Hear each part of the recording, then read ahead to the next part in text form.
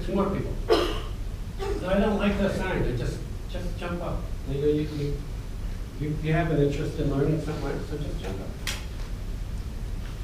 Experiencing, not learning, experiencing. Okay, so that looks very nice. But I want you to, so you can see his face. So, David and Farhan. How do I write this down? Number one, so I can remember. Number two, I can follow the patterns. So here's the scenario. Since we're talking about war, we'll keep there, right? You guys were in some sort of military thing. Not conflict, maybe you're like military police. And there was an incident when you were in the service that you ran over a civilian. And you just kept going. You didn't report it. And you're meeting after you're out of service. And you're meeting, just meeting somewhere, and that's the scenario. And forget I said that, and you guys remember it. You heard what I said? Okay, you guys remember it, you guys forget it, and just actually read the demeanor of the other person. I perceive, you look, whatever. You have to go first. That doesn't matter who goes first. Doesn't matter. I perceive glee. Good. I perceive thought. I perceive questions. I perceive mischief. I perceive knowledge of mischief. I perceive more thought. I perceive unsureness. I perceive some blame. I perceive defensiveness. I perceive a willingness to retreat. I perceive suspicion. I perceive some jealousy. I perceive understanding. I perceive deadlock. I perceive defeat. I perceive misconception. Okay, so you're judging what it is reading, right? Yeah, I'm looking at his face. Okay, just what you said in his face. Yeah. Not in what you did. Were we supposed to go somewhere else? No? Oh, good. Straight in the eyes. Yes. I perceive blank. I perceive some joy. I perceive second guessing. I perceive some glee also. Ain't no that thought. I perceive some certainty newfound.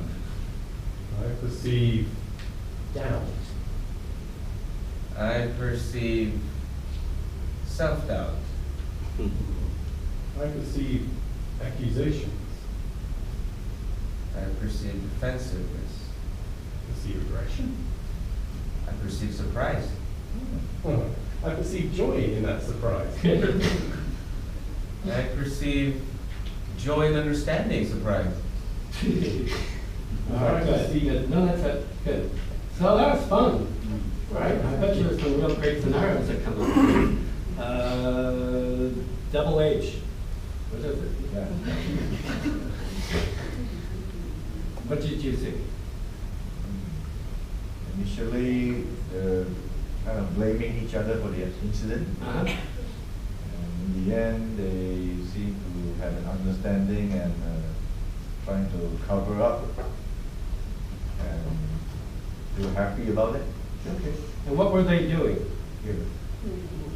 What? They were being playful. Okay. What did you see? Where's their location? They're getting drinks. Okay. They had drinks. Anybody else? Shai, you were in the last one. What did you see here? I actually kind of missed out the whole spiel before it. But I'll what- tell you what- it, and you still will be all right. But I'll tell you the scenario, and you apply what you saw to that. So the scenario was they were in the military together, they ran over an innocent civilian, and they're meeting after they've gotten out of the service. Yeah, so in that context, then they are, which is what I perceive, they've got a bond already, good friends. Yeah. They're both assholes. And then it's a constant tug of war, and there's a lot of dark humor somewhere in the whole thing, which kind of applies to the whole pretext. All right, did they take seriously that they ran someone over? No. That was right. I was asleep. Say whatever happened, happened, whatever. What's that? Felt like they were saying whatever happened, happened. Okay. Yeah, that's So go back to their drinks. it. Hey, remember when we ran that guy over? Yeah. Go through that for a while. I don't remember his face. He was too young. Anybody else? I thought they were subtly trying to figure out who to throw under the bus. Okay. Yeah. That was a middle. Yeah. Like you're kind of like, you're cool, but you're not really cool. One of us is gonna get screwed. Paul, do we got another one? Okay, Farhan, sorry. Yeah, he seemed a bit David. more. At first, just consciously reading the expressions. So you're concerned about how he's dealt with things. You've been grieving with it for a long time. You've dealt with the grief, and you're analysing your very now because you're still in that point when it happened. You were responsible. So, I was asleep. yeah, Maybe that's why you ran him and you enjoyed it at the Yeah. time. Oh, yeah. Enjoyed Little it. bump. Mystery group. Hans worried, you know, so there's a bit of a, I saw Farhan as somebody that dealt with it through drinking. Right on the mark. Sometimes that's the best way to solve a problem. Not for your family. Okay, anybody else? Nobody? Okay. All right, so you guys are just doing what I asked you to do. Yes. And that's it. I mean, there's different games that you play, there's different forms of engagement that you have, but that's what you're doing, you're playing. So sometimes I get off stage, often really because I'm a pretty good player, but people will go, wow, that thing you came up with was brilliant. And in a weird, and this is the same with Dave Pasquesi, you don't really feel like taking credit for the content because you were just doing what you do. You're just playing.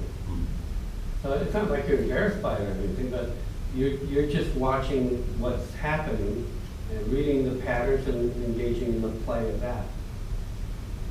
So at a certain point, yeah, you become conscious of details. It's because somebody said a detail or did a detail, and you re-reference that. So let's say one of the lines was, all's forgiven. So then, through the course of the scene, every once in a while, for no reason, one of you just says, all's forgiven, right? Right, good, exactly. So it's not about creating that, it's about using what storytelling is, as opposed to storytelling. You put the structures and the tools of storytelling in. When you read a short story, the location reflects the theme on all the objects in it.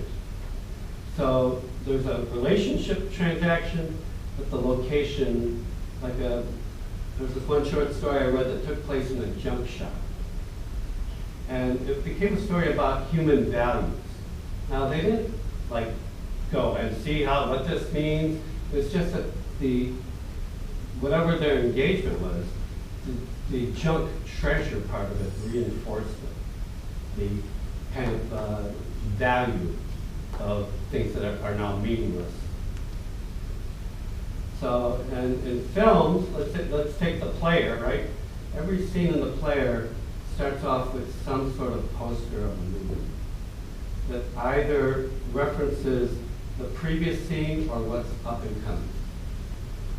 So that type of referencing that filmmakers do, like in the first shot, you're going to see something, and you're not going to register it consciously, but it will be repeated throughout the film in different ways that start reinforcing the story.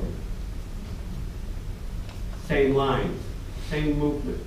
That's how they establish maybe a bad villain, is often just something you saw early on, just a look that just seemed out of place. But that look is repeated, it's referenced, it's re-referenced, and that it starts building kind of a gestalt structure for whatever it is that you're doing. Horror films, I mean, films that are genre films do it ad nauseum. I can no longer stand the tight frame and somebody emerging out of nowhere into it to attack someone. It's like, you're in a farm field. How could you not see that coming? But it's a device to shock the audience. And then it becomes a cliche in itself. So you guys are just playing good. Come on down. We'll do one more of these and then we'll move on. Yes, of course. That's how I do it. It's whoever runs up there.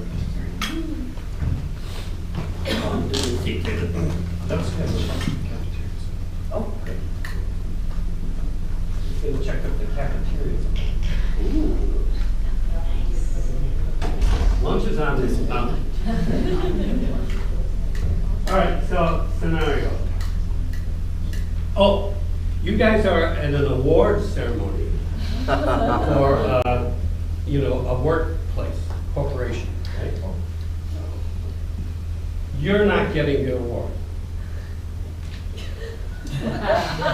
But you know that both of you do everything for that person. You do anything, anything that they've been being awarded for, you did the work. Oh. Right? And they might have won before, too. And you're invited and you're sitting at the same table. You're not necessarily friends, I don't know, but you both know that that's undeserved. Right? Okay, so forget that scenario. You guys remember it, and all you want to do is just read the face. I perceive that. I perceive that you're bemused. Yeah, I perceive you're amused too. Share your voice. I perceive you're amused too. I perceive you're waiting for something. I perceive an idea forming in your head. I perceive mischief. I perceive observation. I perceive you're waiting for a cue.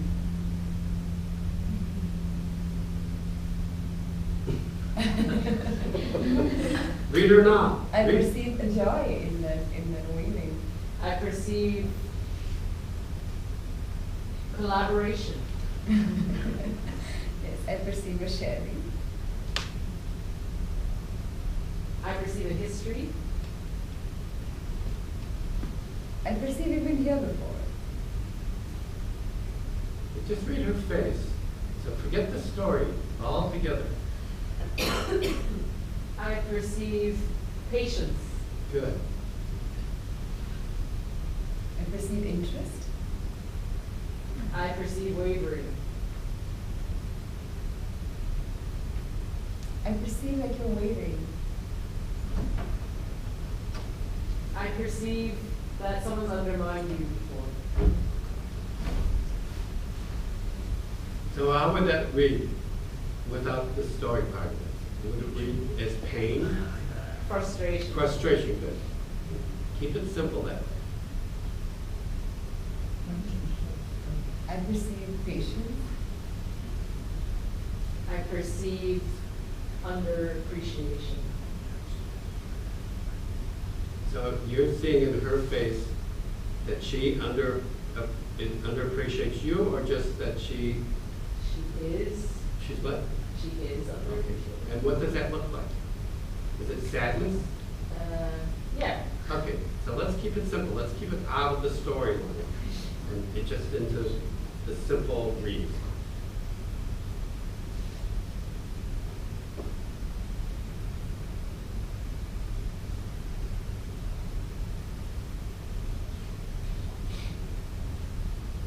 I perceive blankness.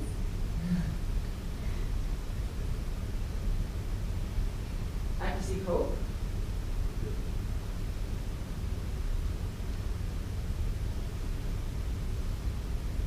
I perceive calmness. I perceive want.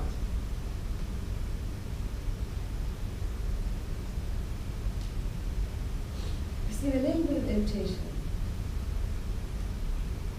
I perceive curiosity. I perceive bottling in. I perceive waiting. All right, good. All right, who's the story? You're a corporate person, what do you think? Yeah, I saw that, Give us your name. Anna. Anna.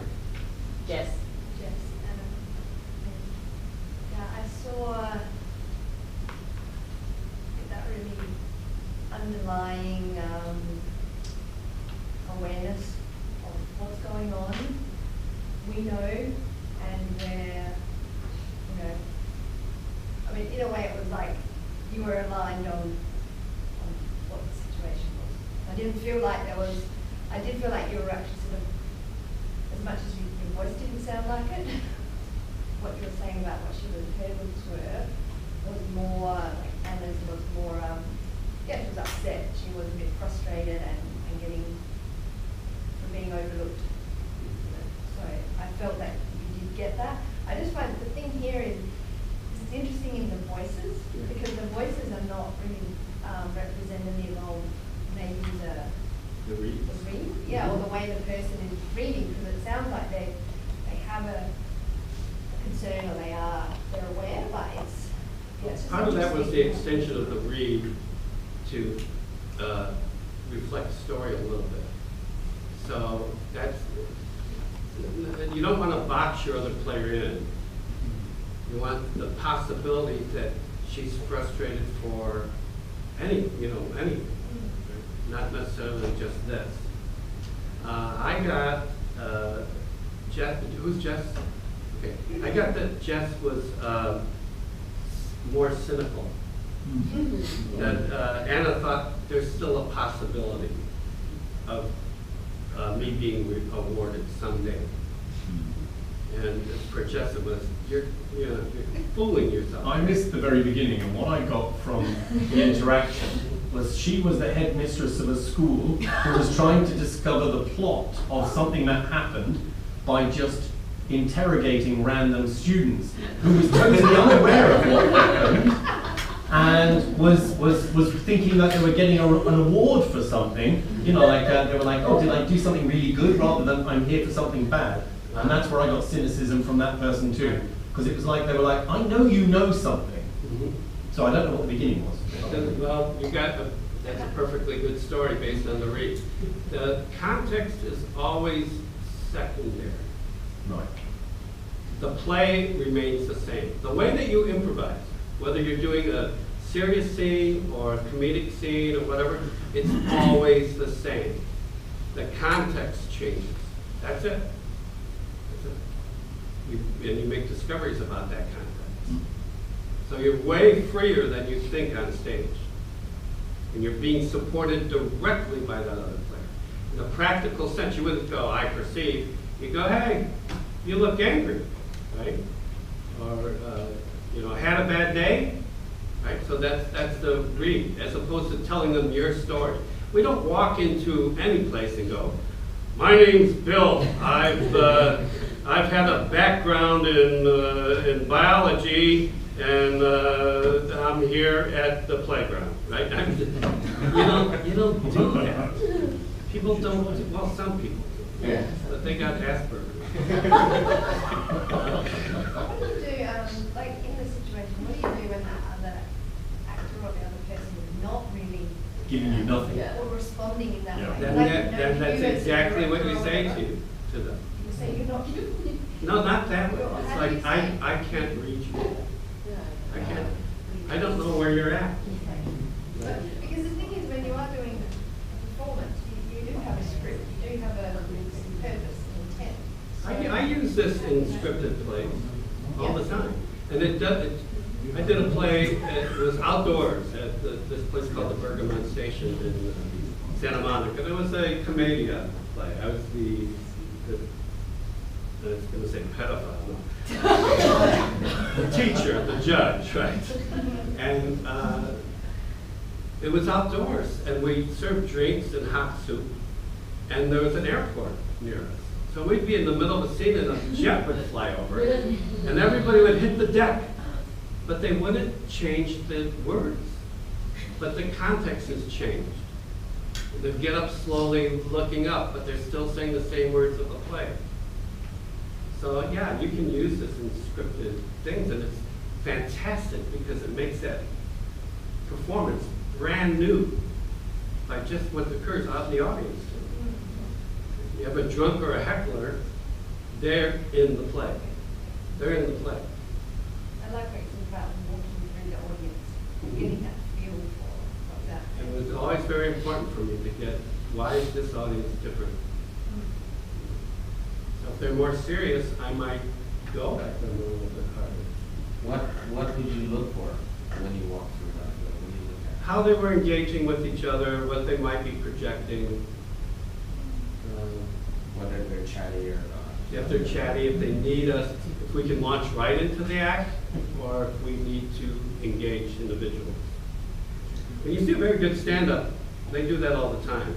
So let's say they're coming up and there's a disruption in the bathroom room. People, there's a couple that's talking to each other. You put the focus there, not by criticizing them, but by engaging and just telling them what you see.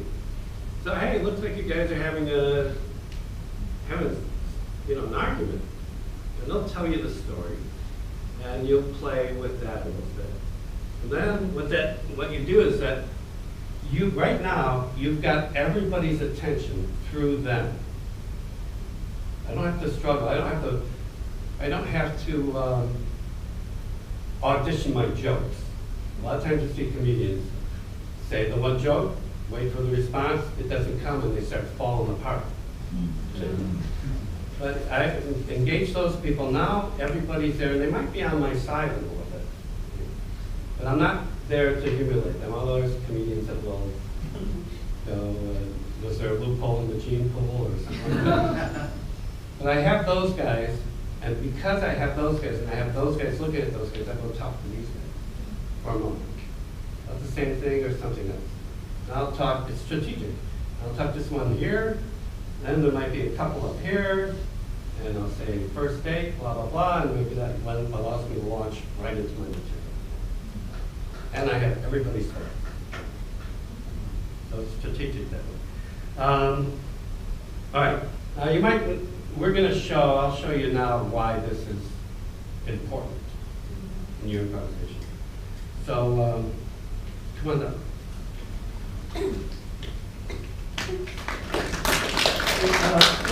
Water line? No, I'll try to get some. Just water. Says Just water. Bring it I in. don't want to leave. Fine, bring All it right. in. So, who hasn't been up? Double H. That's not like a wrestler's name. Is it? Triple H. You didn't quite make it. One more H, and you would have done it. No, you're not sitting this time. So now we're going to combine the kinesthetic with the read, and then we're going to move into the last part of this. Is how do you find meaning in a scene? How do you find meaning in a scene? Dell used to say that the focus is in the response of the first player. Meaning, do you guys know who Del Close is? It's just a word I'm saying. Oh, you guys have Yeah. So, you would say it was in the response of the first player. Not the player that was on, but the person that entered. So he would say, treat what they say as if you were paranoid. That was his vernacular. But then he would say, I don't mean ill, but that whatever they're saying has way more meaning than was intended. And it's about something. It's not just them saying a line that has a thing. It's really something they're trying to tell me. And that's what I go back with. And that becomes the focus of the scene. So now, how do you do that? What is language?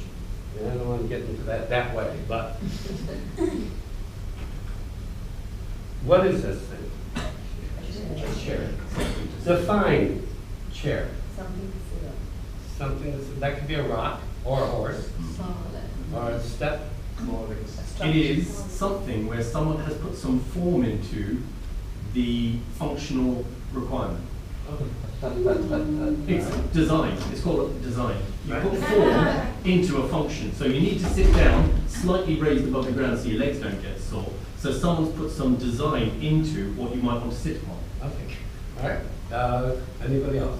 It's a platform with legs that's capable of supporting the weight of a person. What is it in academia? Throne? Yes. A throne. A seat of A learning. throne, a seat of learning, a office, a chair of a department. What is it in law enforcement? Torture. Yes, good. Well done. Interrogation in America, unfortunately, an electric chamber or a place of execution. So if we were playing a scene and I read him and he had the word chair in what he responded, that's license for me to use that as an abstract and create a location. So he says chair, and so for me to manifest that, I put us in a place of execution. So I don't know who's been executed. He responds with, after I say something by manifesting that place of execution, the way he's standing looks to me like he's the executioner. And you look like me. I deserve it. And then the second part of it is, who are we in relationship to each other? It's not random. It's not mom and dad. Right? That's, you see the mom and dad and the brother and the sister, and we see that too much, right? It's for it to be real. So our relationship, for me, a chair is a place to rest. So our relationship is a place to rest. I was the chairman of the department of a school he went to. He now works for the state and is executing me. But he's always used me as a place of comfort. Right? So now I have a very complex scene off a very simple premise.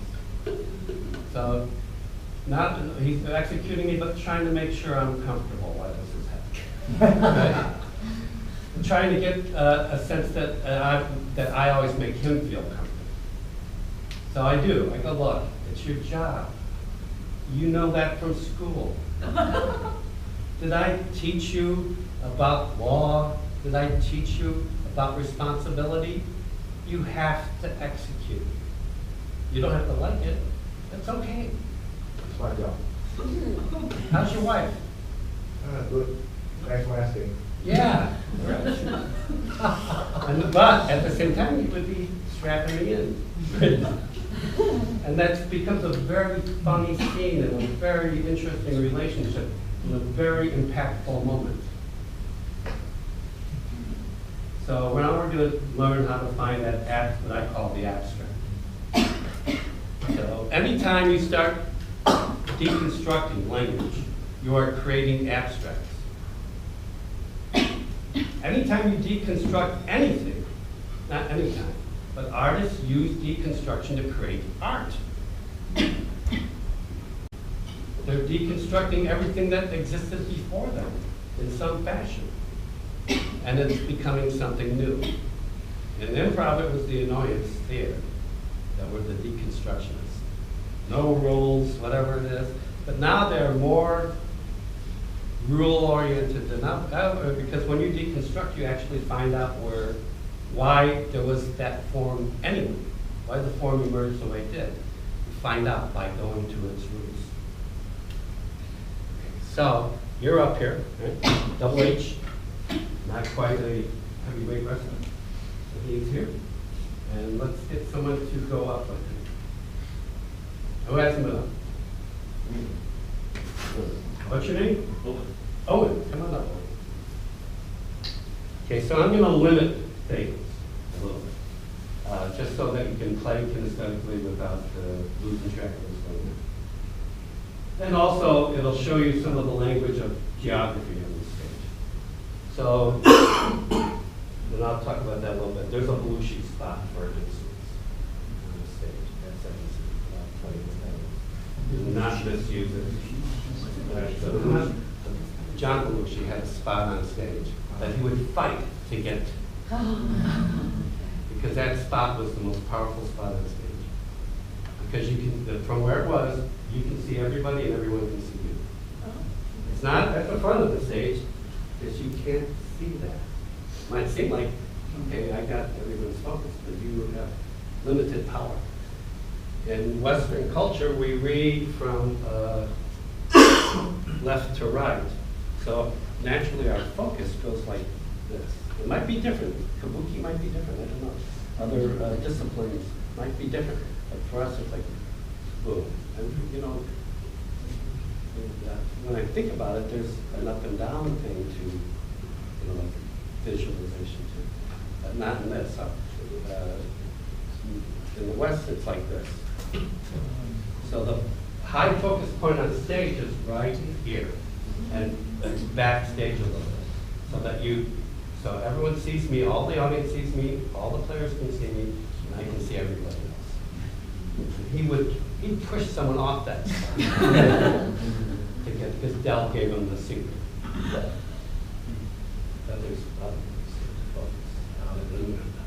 All right, so come up to here. Then you come up a little bit center. You'll be pretty close to each other. Okay? And yeah, cheating a little bit, that's good, but good. You can see each other's face? You see each other's face? Okay. So you're going to start off with a read, right? But first you're going to start playing kinesthetically.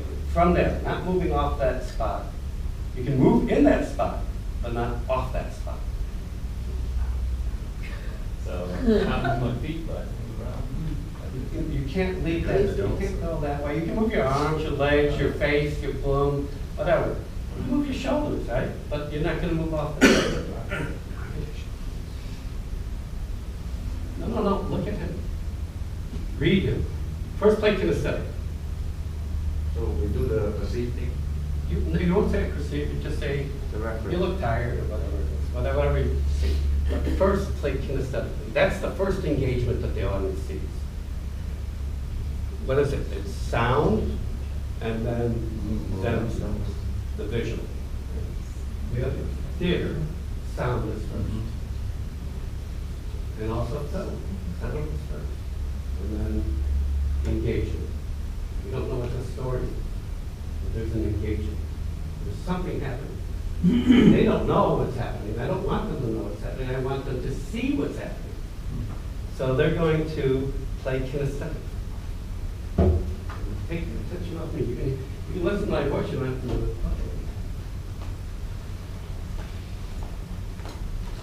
happening. Kinesthetic. What's going on? They're not playing kinesthetic.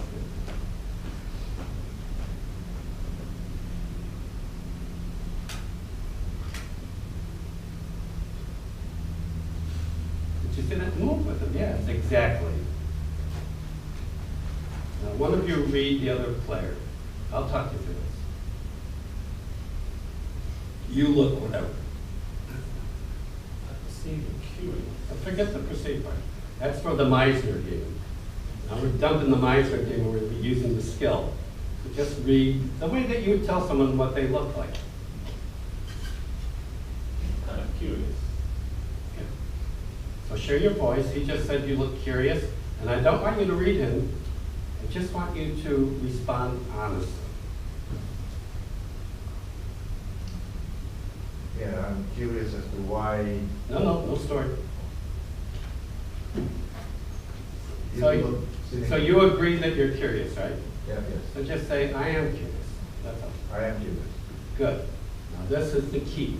This is what tells you what the scene is about. How do you become curious? I want to know more. Good. All right. How else?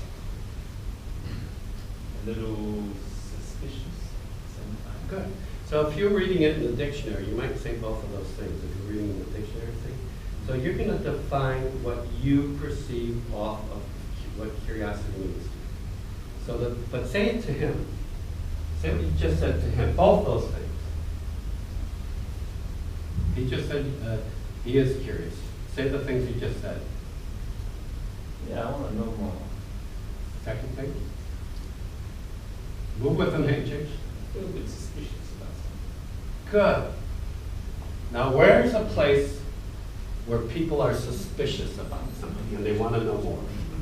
Where's that location? Campaign trail. Well, that's you. That's fine. But you know, yeah. First thing comes to my mind, police station. Okay. So let him know that you're in a police station by telling him. Right? So let's do the whole thing again from where we were. Just to read the response, that, and then we're in a police station. You know, suspicious. Well, I'm curious. Curious. A little curious. Well, I am curious. I suspect something's going on. No, same thing you said. I want to know more. I want to know more. And then the second thing. I think something suspicious. Now let him know that you're in a police station, verbally. He said that. Yeah. You do it like this, but I'm not going to tell you, I don't want you to repeat robotically the stuff I say. So the way you might say it, well, we're in a police station. Well, here we are, we're in a police station. Good. So the first thing you do, so he's informing me that it's a police station. What's my job? Is to manifest a police station for us. I don't want you to run around the room and make a police station. There's something within arm's length that will show us we're in a police station. You're not going to move off there, you're just going to put one of your hands out. You don't even have to know what you're reaching for. You just reach out here and you're thinking police station, something will be. And for me it was, and this is weird, but for me it was just a gun. So, but it could be anything. It could be a notepad, it could be anything that's found in a police station. So let's get back into, I know this is kind of Schrodinger's cat. I'm opening up the box and the gas has killed the cat. So I'm sorry about that. But excuse me for now. Okay. Meaning I'm affecting your scene from the outside. But it's just to show you how to do it. So do the whole thing again. Not that far. You look curious. I am curious. I want to know more. I think something's a bit suspicious.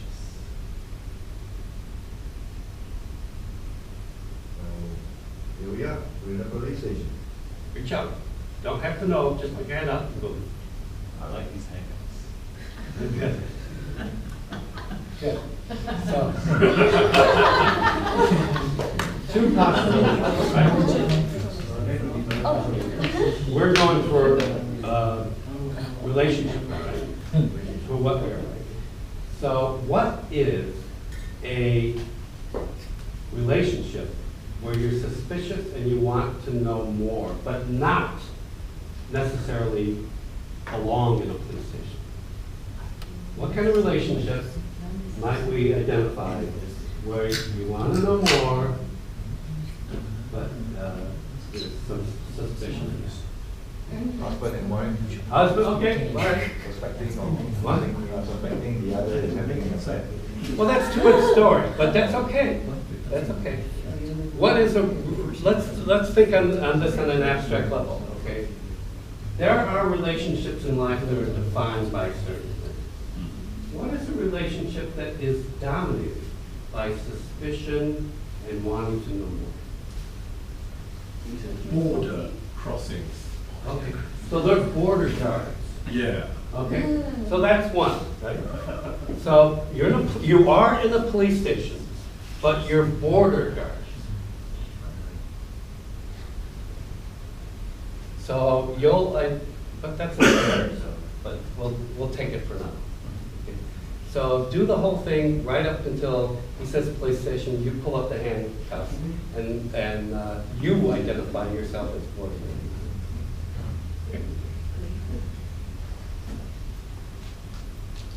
Curious. I have curious. I want to know more. I think something is suspicious. Well, here we are, we're in a police station. I quite like these handcuffs. I think that person crossing with the luggage there. You have to be very specific at this point, and let him know specifically that you guys are border guards. So don't create any outside yet. We're just going up to this bar before we start seeing the patterns, right? Well, our job is to our job is to pick up on those suspicious people crossing the border. Good. So now, because we're moving in time, and the last thing we saw him do, and I don't know where they went, was to pick up the handcuffs. And he said, I like these handcuffs. You had a smile on your face? So you just read his demeanor.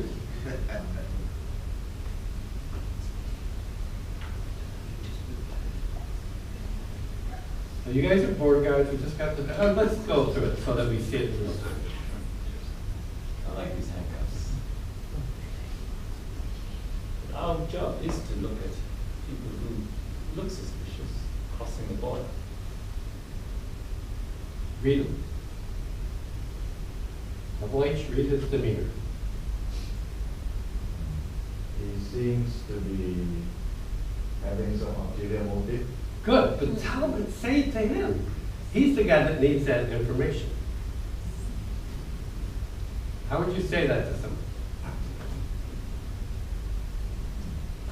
You seem to have some dirty ideas about the handcuffs. Now remember, this scene is all about curiosity and suspicion. Anything that comes out of your mouth right now is all about curiosity or suspicion. Wow, I'm always full of ideas, you know what I mean? But, Play kinesthetically with him, Double H.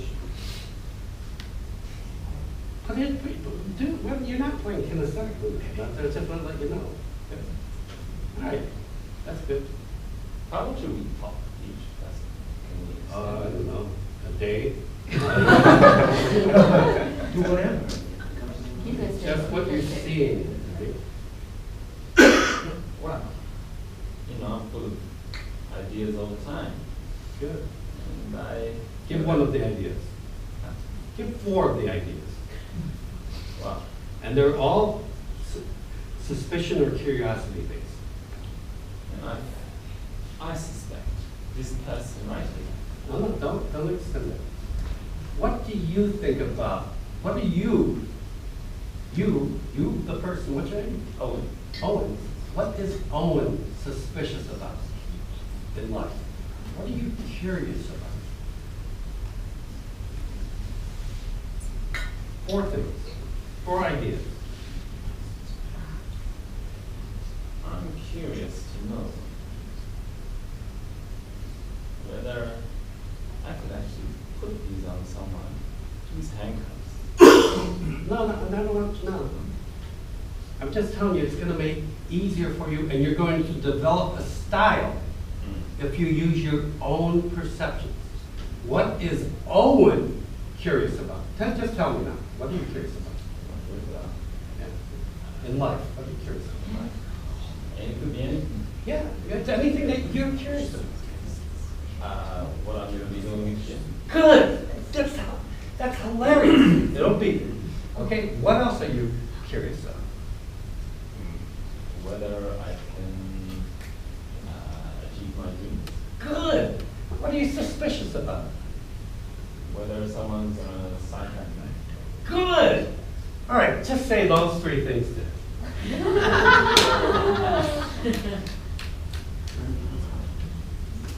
I wonder what I'll be doing this year. And I wonder if I can ever achieve my dreams. And Last one was, is somebody gonna get my I way? wonder if someone's gonna sidetrack me. Good. So what's he trying to tell you? He's suspicious of me sidetracking him. So say that to him. Yeah. What do you mean by that? No, no. It's a statement. That's what you heard from him. Tell him what he means. So you're suspicious of me then? No, not Not me? Look at the space. Your What? face doesn't tell me that.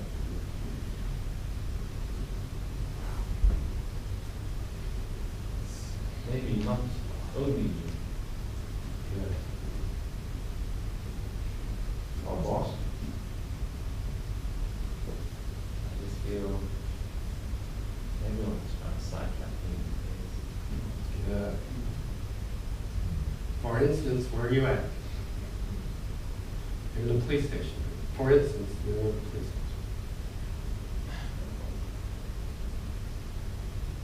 For instance,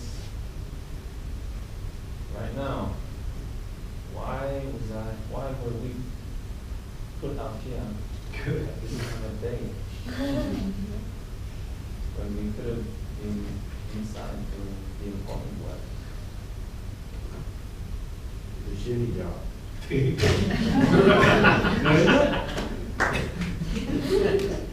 So boring. I feel that they just don't want to promote me. I feel you, man.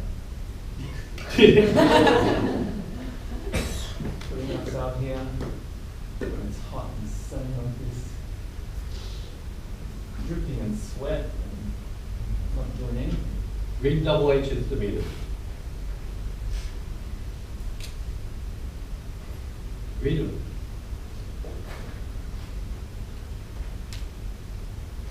What's he look like right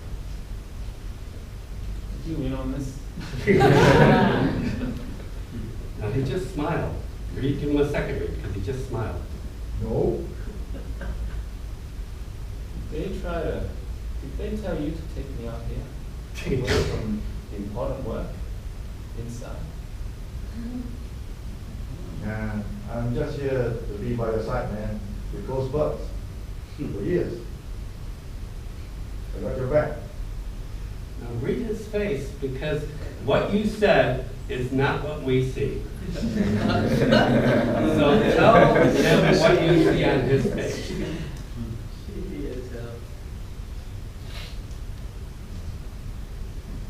How does he look right now? Suspicious. Yeah, isn't it the... Don't worry, man. I got your back. You're cool. But tell him what he looks like. Don't fix it. Tell him what he looks like. You look pretty suspicious of me. Re-reference the handcuffs. Just touch them.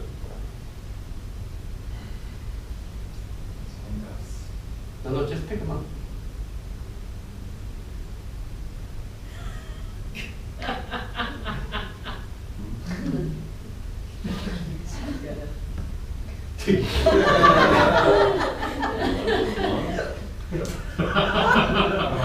I passed that.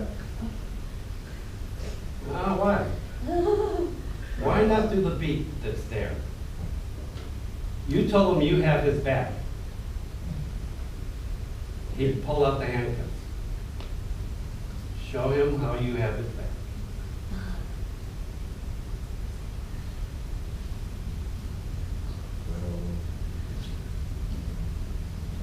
keep me. So in case you forgot.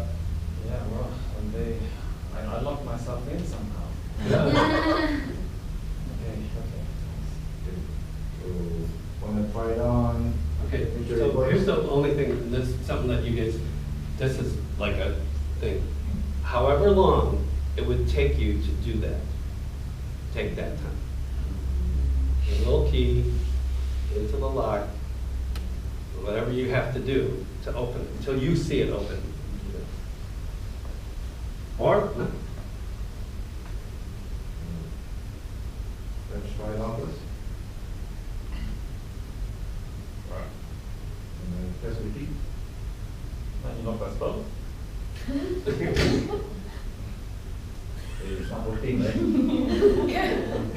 Sorry about that. Be suspicious or curious.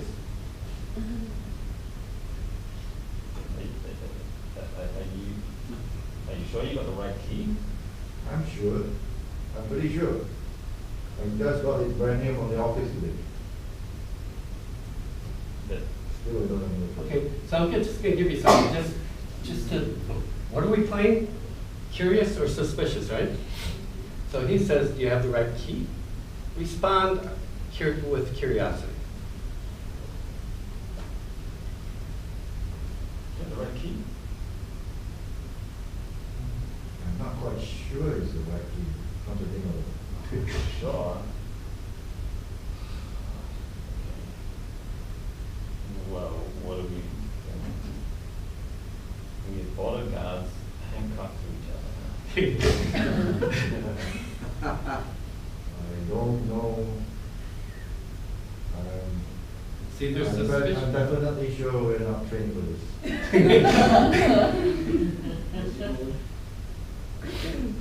You got any ideas? We've been on the MC. I mean, what's gonna happen to me? Okay, hide. Hide your hands.